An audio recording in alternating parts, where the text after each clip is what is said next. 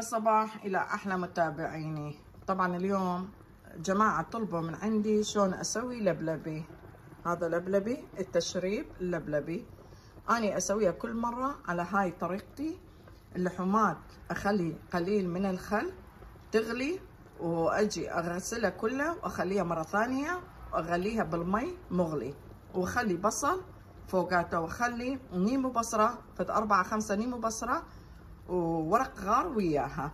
بالنسبة للبلبي أنا نقعت اللبلبي بالليل وخليت نص ملعقة شاي مال عراق بيكنج صودا، وللصبح قعدت سويتها خليتها على النار تغلي. ليش ما أخذت الرغوة هسه؟ لأنه أكو ناس طالبين من عندي لازم أراويهم شلون أسويها من تغلي.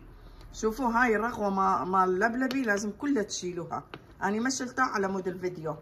شوفوا بهالقوام تطلع، شايفين بهالقوام تطلع اللبلبي. خليت لحمة يعني عظمين هناك تستوي، وبعدين اخليها ويا هاي العظم والكراعين تستوي سوية. بعدين تجيبون الحامض تعصرون فوقاته، وبعدين اسوي خبز عراقي وياه وتاكلون ويا الخبز العراقي. تحياتي. شوف الخبز شلون طلع حلو، طعمه خرافي. طبعا قطعت من هاي خبزايه. شوف هذا الخبز اللي طلع، شايفين ثنتين سويت مثل هذولا، وهذا قطعت مربعات صغار خليته هنا، وخليت فوقاته التشريب. هذا التشريب طلع هيجي ويا الكراعين ويا لبلبي يعني الحمص، وخليت فلفل حاد وخليت فلفل اسود همينه وقليل من ملح، واللي يحب يعصر الحامض فوقاته بعد احسن اللي انتم تحبون.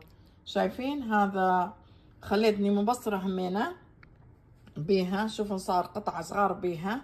هذا هو التشريب اللبلبي عن طريقتي، وبالخبز اللي سويته فريش همينه. هذا هو اكلنا اليوم. تحياتي لكم، ان شاء الله عجبكم.